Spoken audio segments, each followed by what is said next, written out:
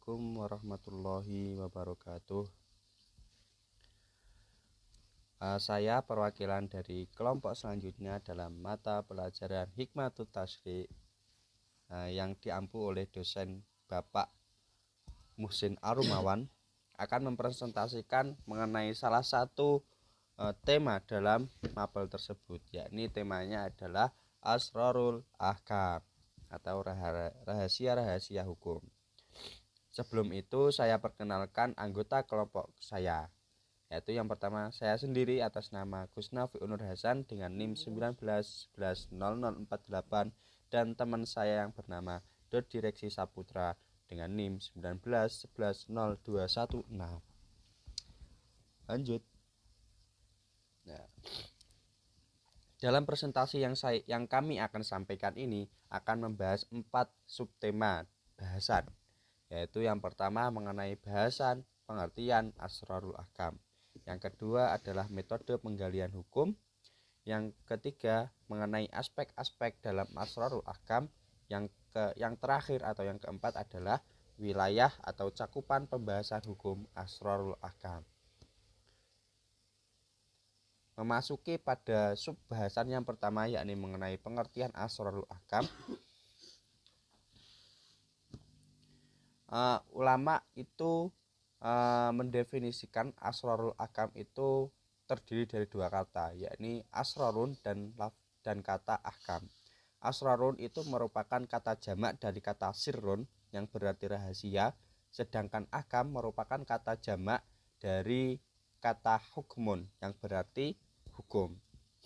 Kemudian apabila 2 kata ini bertemu menjadi lafadz Asrarul Ahkam, maka berarti rahasia-rahasia hikmah yang disyariatkan, rahasia-rahasia hikmah disyariatkannya hukum ajaran Islam. Itu pengertian secara singkatnya.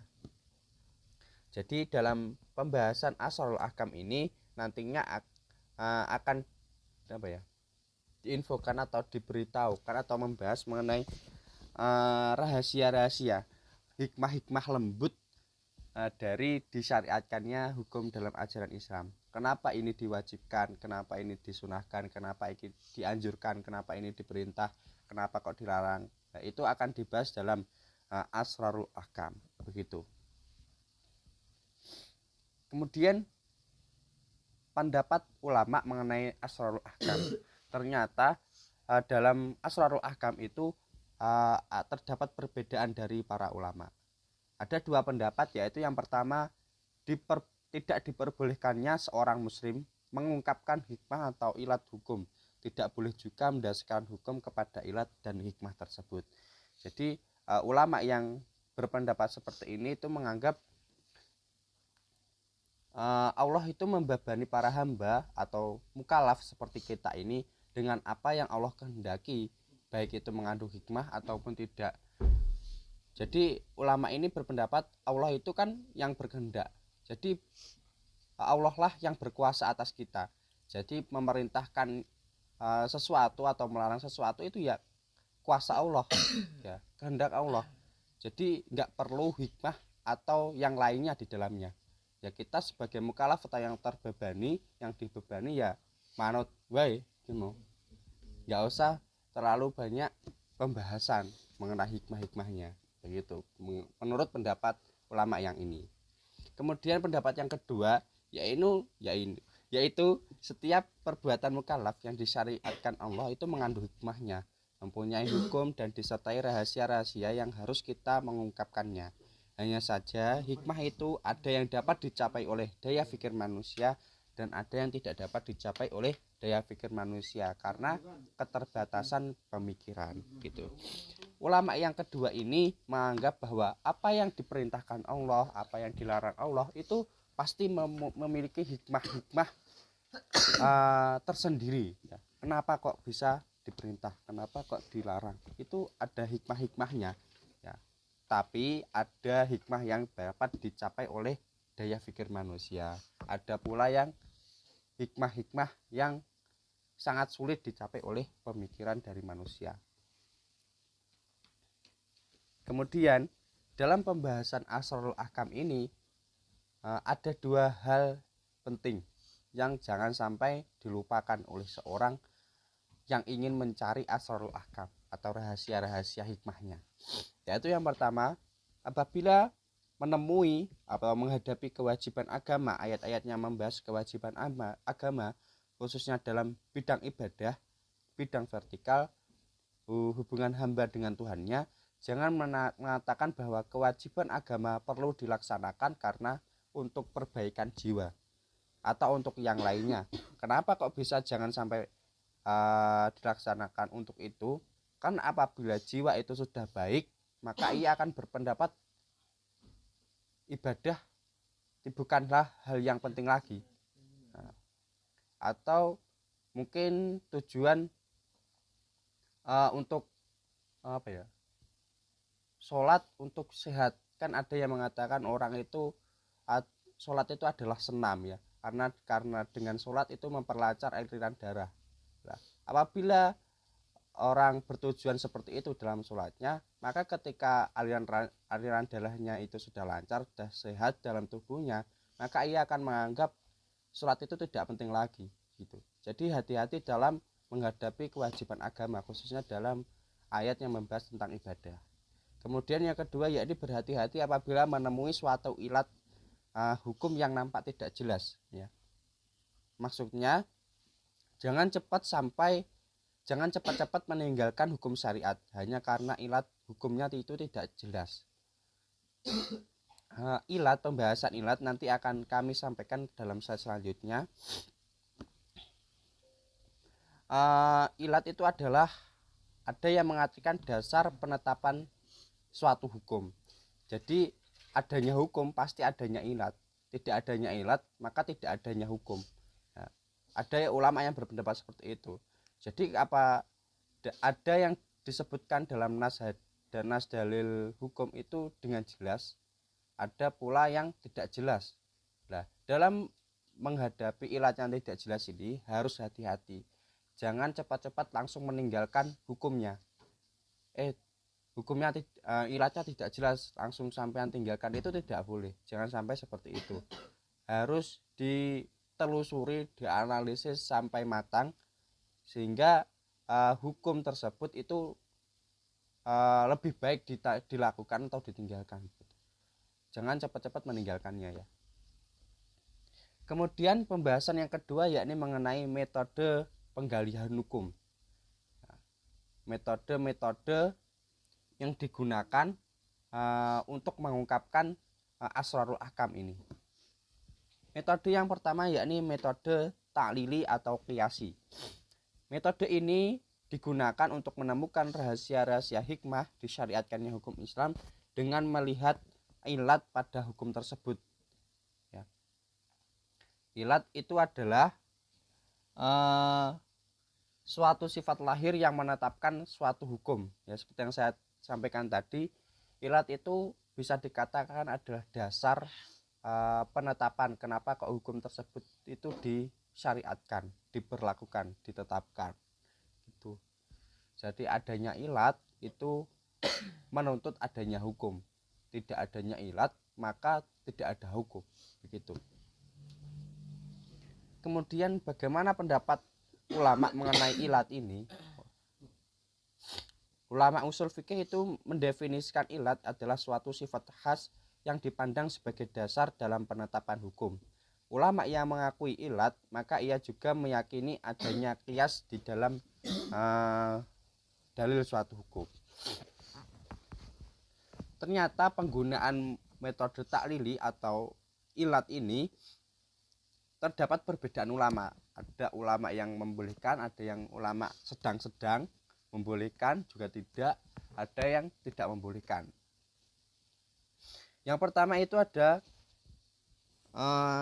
pendapat ulama yang mengatakan nas-nas hukum itu pasti memiliki ilat. Ulama ini meyakini bahwa setiap hukum ya, dilarang, diperintah, dianjurkan, itu pasti memiliki ilatnya, memiliki alasannya, memiliki dasarnya. Itu pendapat ulama yang ini, yang pertama. Kemudian yang kedua, pendapat ulama yang mengatakan bahwa nas-nas hukum itu tidak berilat asalnya. Tetap nah kecuali ada dalil yang menjelaskan atau menentukan adanya ilat. Jadi pendapat yang kedua ini ulama mengatakan asalnya dalil hukum itu tidak ada nasnya, masih hukum itu tidak ada ilatnya, maaf, tidak ada ilatnya. Ya semua itu ya perintah Allah, dan hanya kita itu hanya melakukannya, melaksanakannya, entah itu ada hikmahnya atau tidak ya, entah itu ada dasarnya atau tidak, semua itu full kuasa Allah, kecuali adanya dalil yang menerangkan kenapa kok ini diperintahkan, kenapa kok ini dilarang. Ini pendapat yang kedua seperti itu. Kemudian yang pendapat ketiga itu adalah ulama yang meyakini tidak adanya ilat pada nas suatu hukum sama sekali ya. Pendapat yang seperti ini adalah ulama yang menentang adanya qiyas dalam penetapan hukum. Karena tadi dikatakan bahwa orang yang mengakui ilat maka ia mengakui qiyas. Ya. Jadi kalau dia tidak meyakini qiyas atau menentang qiyas, maka ia berpendapat tidak adanya ilat pada suatu hukum gitu. Kemudian pembagian ilat itu berdasarkan sumber pengambilannya itu ada 3. Yang pertama, ilat yang diperoleh dari dalil nakli. Dalil nakli itu adalah Al-Quran dan hadis ya. Dalam ilat yang diperoleh dari dalil nakli ini dibagi menjadi 3, yaitu yang pertama ilat yang disebutkan secara jelas dalam dalilnya, disebut juga sharih. Yang kedua ilat yang diperoleh hanya dengan isyarat dari dalilnya, itu disebut dengan ijma. Kemudian yang ketiga adalah ilat yang diperoleh dari adanya petunjuk sebab. Dalil tersebut itu menunjukkan sebab ditetapkannya sebuah hukum. Nah, itu adalah pembagian dari ilat yang diperoleh dari dalil nakli. Kemudian pembagian ilat yang kedua adalah ilat yang diperoleh dengan ijma ulama. Pembagian yang ketiga adalah ilat yang diperoleh dengan istimbat hukum atau pemahaman terhadap nas dan dalil hukum. Untuk menentukan ilat melalui jalan istimbat hukum ini diperlukan ketajaman pemikiran. Bahkan ada yang mengatakan diperlukan ilmu filsafat ya, dalam menemukan ilat dengan jalan istimbat hukum ini. Untuk menentukan ilat dengan istimbat hukum ini ada 2 cara, yaitu yang pertama, jika di dalam suatu ketentuan hukum terdapat beberapa hal yang dirasakan sesuai dan benar sebagai ilat hukum, untuk menentukan mana di antara kedua hal tersebut yang benar-benar sebagai ilat itu dilakukan taksim dan sober. Taksim itu apa? Taksim adalah membatasi hal yang dirasakan sesuai sebagai ilat, dan sober adalah meneliti hal yang telah dibatasi tersebut dan dirasakan bahwa itu sesuai dengan ilat suatu hukum. Kemudian cara yang kedua adalah menetapkan kesesuaian ilat bagi sesuatu ketentuan hukum dengan mengkaji ilat tersebut apakah sesuai dengan hukum yang ditetapkan. Kemudian menetapkan berlakunya ilat tersebut terhadap hukum yang bersangkutan. Selanjutnya akan disampaikan oleh teman saya, kepadanya waktu dan tempat kami persilahkan. Baik, terima kasih untuk Mas Nafi. Di sini saya selanjutnya akan menjelaskan tentang metode takwili. Nah, di sini metode takwili ini adalah metode penggalian rahasia-rahasia hukum Islam melalui penyuguhan hukum Islam dengan berpijak pada arti di balik yang aslinya. Nah, di sini juga dalam metode ini yang dimaksud itu adalah metode ini menggunakan penggalian rahasia-rahasia hukum Islam melalui penyuguhan hukum Islam, dan metode ini berpijak pada arti di balik yang aslinya. Nah, di sini juga Ibnu Rusdi dalam mengungkapkan bahwasanya hukum Islam memberikan aturan dalam penakwilan. Jadi, aturan yang pertama adalah orang tersebut harus menerima prinsip-prinsip atau dasar-dasar syar'i dan mengikutinya. Bila dilarang syar'a, maka harus dipatuhinya.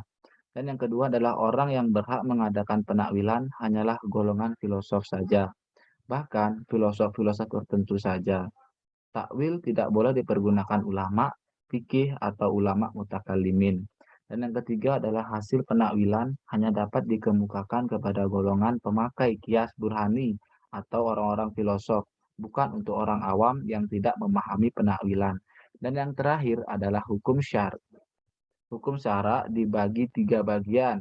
Yang pertama adalah bagian yang diartikan menurut lahiriah, dan yang kedua adalah bagian yang perlu ditakwilkan, dan yang ketiga adalah bagian yang masih diperselisihkan. Baik, selanjutnya adalah metode hikmi. Nah, metode hikmi ini adalah metode pencarian rahasia hukum melalui pengungkapan hikmah-hikmah yang terkandung di dalamnya. Nah, seperti contoh, mengapa disyariatkannya sholat? Nah, karena sholat itu dapat mencegah segala gangguan kejiwaan. Misalnya seperti contoh stres serta memberikan ketenangan yang tinggi, mencucikan diri dari perbuatan keji maupun mungkar, dan serta berdampak pada perbuatan yang lebih positif. Begitu maksud dari metode hikmi ini. Selanjutnya adalah aspek-aspek asrorul ahkam. Nah, aspek-aspek asrorul ahkam ini dibagi menjadi 2. Dan yang pertama adalah dari segi sudut bahasa, dan yang kedua adalah dari segi sudut makna. Baik, saya akan menjelaskan yang dari yang pertama adalah dari sudut bahasa. Aspek-aspek asrorul ahkam ini adalah menerangkan hukum Islam dengan melihat teks ayat atau hadis yang teliti. Jadi misalnya seperti contoh dalam masalah pencurian, lafal syarik atau pencuri laki-laki lebih didahulukan daripada lafal syarikoh, pencuri wanita. Sedangkan dalam masalah perzinaan, lafal zaniyah atau pezina wanita lebih didahulukan daripada lafal zani atau pezina laki-laki. Begitu. Selanjutnya yang kedua adalah dari segi sudut makna. Ini menerangkan rahasia hukum Islam dengan melihat konteks makna pada ayat atau hadis yang diteliti. Di sini seperti contoh hadis yang menyatakan bahwa 3 hal yang main-main dianggap sungguhan, yaitu nikah, talak, dan rujuk.